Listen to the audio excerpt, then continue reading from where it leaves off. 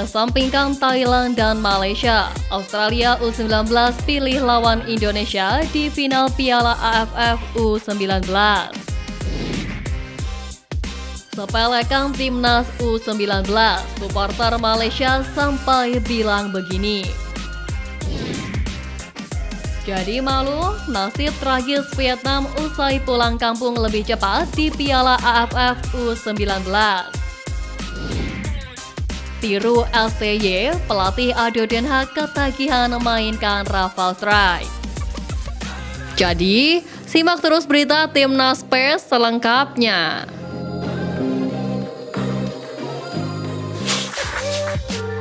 Kesampingkan Thailand dan Malaysia, Australia U19 pilih lawan Indonesia di final Piala AFF U19.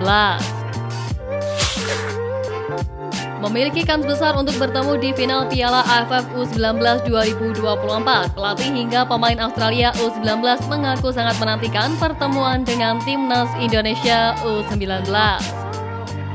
Sama-sama memuncaki klasemen grup, kedua juara grup tersebut disinyalir menjadi tim favorit yang bisa melaju ke final. Pelatih Australia U19 Trevor Morgan pun mengungkapkan bahwa ia sangat menantikan pertemuan timnya dengan tim tuan rumah di laga final nanti. Bahkan sebelumnya Trevor Morgan tampak memantau pertandingan antara timnas Malaysia U19 dan timnas Thailand U19. Ia tampak memantau pertandingan bersama 3 asistennya di tribun G1 Stadion Gelora Bung Tomo.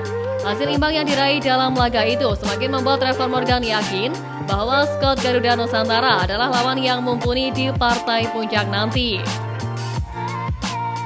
Sekali lagi menurut saya, Indonesia masih jadi favorit, tapi saya akan selalu mendukung Australia. Semoga saja kami akan menunggu Anda di final, kata Morgan.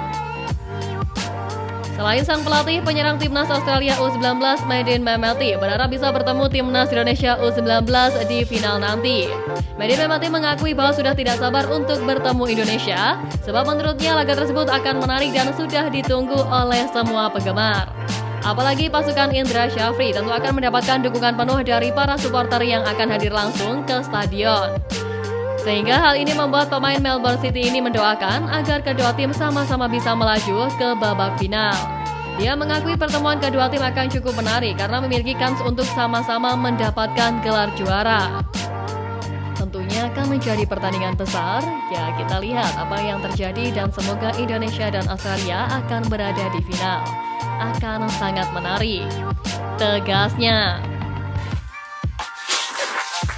Sepelekan timnas U19, supporter Malaysia sampai bilang begini. Supporter Malaysia melancarkan komentar pedas usai dipastikan bertemu timnas Indonesia U19 pada semifinal Piala AFF U19 2024. Duel sengit rival abadi ini rencananya digelar di Stadion Gelora Bung Tomo, Surabaya pada Sabtu 27 Juli besok pukul 19.30 waktu Indonesia Barat. Timnas Indonesia U19 lolos ke semifinal usai menjadi juara grup A dengan torehan 9 poin dari 3 pertandingan. Sementara Harimau Malaya Muda menjadi juara grup C usai bermain imbang melawan Thailand dengan skor 1-1 di Stadion Gelora Bung Tomo, Surabaya, Kamis lalu. Hasil ini membuat Malaysia menjadi pemuncak klasemen dengan unggul selisih gol dan dipastikan bertemu timnas Indonesia di babak 4 besar. Sontak saja pertemuan dua tim rival berat itu mendapat respon dari supporter Malaysia. Tak sedikit yang menyindir soal timnas Indonesia U19 jelang pertandingan tersebut dalam unggahan Facebook FA Malaysia. Fans negeri jiran menyebut bahwa negaranya akan bertemu dengan tim Piala Dunia dan bahkan merasa akan menang mudah di hadapan supporter tanah air. Lebih menohoknya lagi, salah satu fans menyebut skuad Garuda sebagai Belanda mini. Tentu saja ucapan ini disebut sebab timnas Indonesia saat ini banyak dihuni oleh pemain keturunan. Namun jika dilihat di level usia kali ini, sebenarnya pemain keturunan yang ada tak sebanyak di skuad senior. Publik Malaysia hanya iri dengan pencapaian luar biasa timnas Indonesia yang kini mampu menoreh banyak prestasi. Lantas, apakah sindiran supporter Malaysia itu bisa dibuktikan dengan hasil di laga semifinal nanti? Menarik untuk dinantikan. Jadi malu, nasib tragis Vietnam usai pulang kampung lebih cepat di Piala AFF U19. Nasib mengenaskan harus dirasakan skuad Vietnam U19 usai dipastikan pulang lebih awal dari ASEAN Cup U19 2024 yang digelar di Indonesia. Cahaya keemasan skuad muda The Golden Star Warriors redup. Vietnam hanya mampu mengoleksi 4 poin akhir dari 3 pertandingan fase grup B. Torehan poin tersebut bahkan tak cukup membawa Vietnam bersaing di klasemen runner-up terbaik dan lolos ke babak semifinal ASEAN Cup U19 2024. Vietnam pun harus rela pulang lebih awal dari turnamen, meninggalkan Indonesia dengan membawa rasa malu ke kampung halaman mereka. Sebelum pulang ke rumah masing-masing, Hua Hinfeng selaku pelatih sempat memberikan kata-kata perpisahan sekaligus semangat dan dukungan kepada anak asuhnya. Namun kekecewaan tak bisa ditutupi. Momen itu dihiasi wajah murung dari para pemain yang tampak lesu usai menuai kegagalan di Indonesia. Bahkan para pemain akan diberi waktu istirahat selama kurang lebih sebulan untuk melupakan kegagalan di ASEAN Cup U19 ini sebelum nantinya berkumpul kembali untuk pemusatan latihan persiapan kualifikasi Piala Asia U20 2025 pada September mendatang. Menurut media lokal, Vietnam nantinya akan menjalani pemusatan latihan di negeri Sakura Jepang dengan 3 laga uji coba. Setelahnya, Vietnam masih akan menjalani 2 laga uji coba lainnya usai kembali ke kampung halaman sebelum menggelar babak kualifikasi. Menjadi tuan rumah grup A kualifikasi Piala Asia, hasil maksimal tentu menjadi target utama Vietnam sebab dinilai akan mendapat banyak keuntungan. Sementara bocoran evaluasi pasca ASEAN Cup U19 sempat dibeberkan oleh Hua Hinfeng, di mana salah satunya dengan pergantian beberapa personel.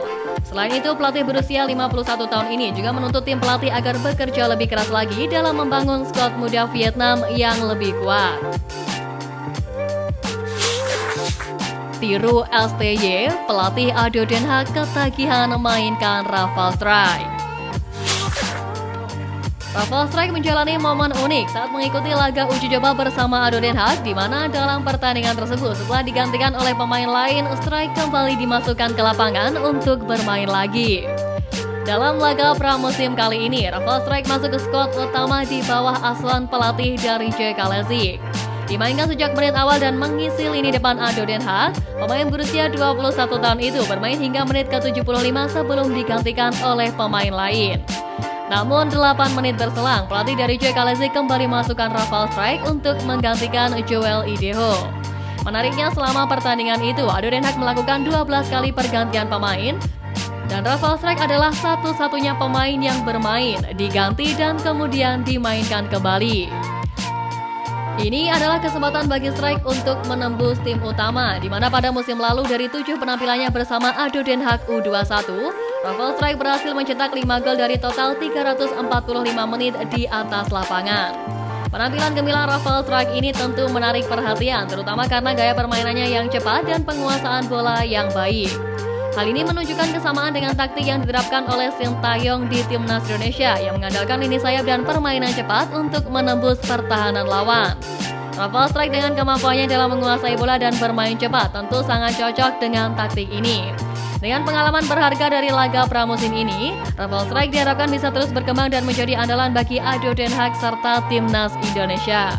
Taktik yang diterapkan oleh Sintayong di timnas Indonesia telah membantu Strijk untuk meningkatkan kemampuannya, dan kini ia berkesempatan untuk menunjukkan potensinya di level klub.